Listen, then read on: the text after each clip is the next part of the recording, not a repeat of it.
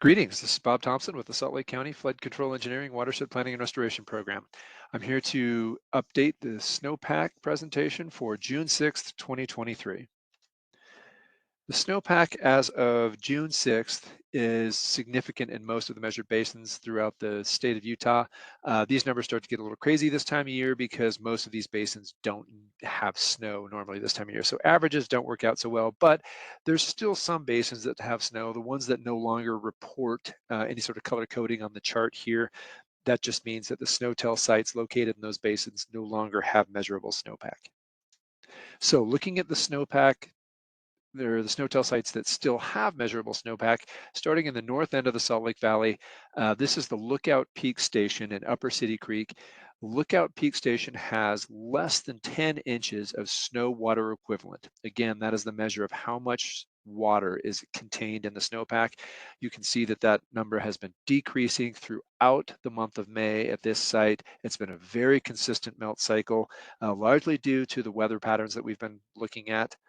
And when you go to Parley's Upper and Lambs Canyon, it's the same story. The month of May has provided a very consistent melt process for that watershed. You can see we've got less than 10 inches of snow water equivalent here as well. Moving further south into Big Cottonwood, this is a similar story.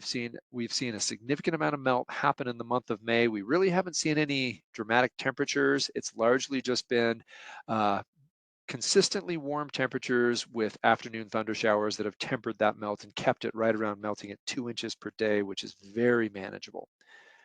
Upper Canyon at Brighton, this station is almost done. I think there's half an inch of snow water equivalent left at that station. And the sites that Salt Lake County monitors in Big Cottonwood Canyon are showing a similar story, but they still have some snow. So the first site I'll show you is the Big Cottonwood site at 8,795 feet in elevation on a north-facing aspect. We still have between 19 and 23 inches of snow water equivalent, so a little bit more there. Moving further up the canyon at 9,485 feet in elevation on the north aspect. This one topped out earlier this year at over 80 inches of snow water equivalent. Right now, we've melted approximately half of that. We're between 40 and 45. I guess our top sample last week was a little over 50, but there's some variability that happens this time of year. So between 40 and 50 inches of snow water equivalent left at that elevation. So we've melted a very significant amount of snow in the month of May.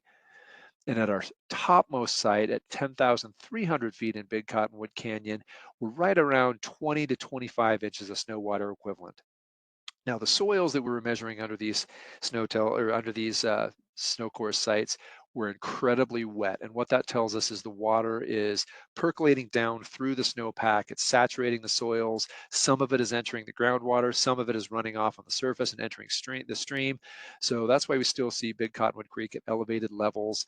There's still a lot of meltwater entering that system. Now, over the ridge in Little Cottonwood Canyon, this is the SNOTEL site located just across from the town of Alta. There's still just about 30 inches of snow water equivalent that needs to melt there, so it's a little bit behind the Big Cottonwood melt curve. Snowbird's showing the same pattern. Although we've had a fairly consistent melting going on in the month of May, we still have about 25 inches of snow water equivalent that needs to melt off at Snowbird. And the sites that Salt Lake County monitors, this is our lowest site at 8,960 feet. We have between 35 and 42 inches of snow water equivalent left at that site. So quite a ways to go on that one.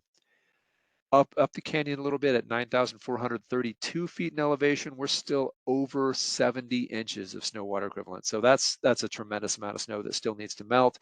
We have a long way to go on that one. And if we continue to melt at 2 inches of snow water equivalent per day, we're still looking at 30 days here. So that's a pretty significant time that it's going to take to melt this unless temperatures really kick up.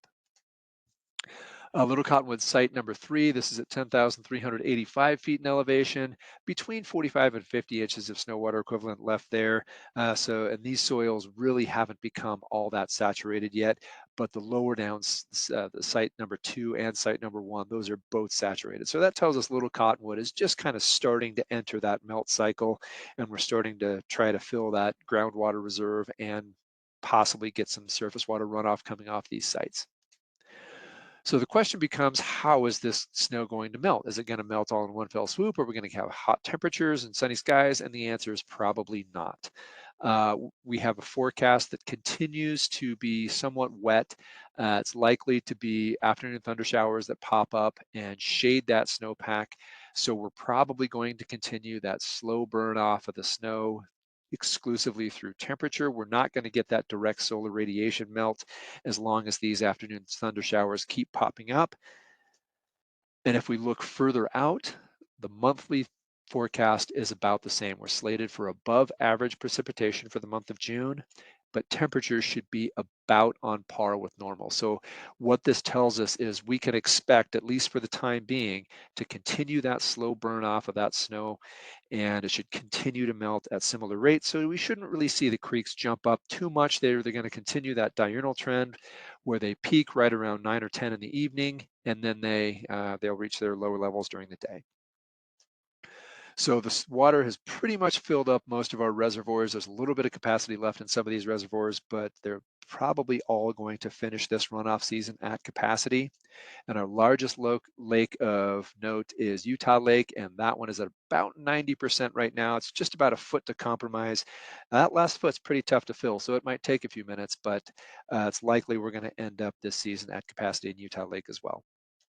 So if you have any questions, please feel free to reach out to us. You can reach us at 385-468-6600.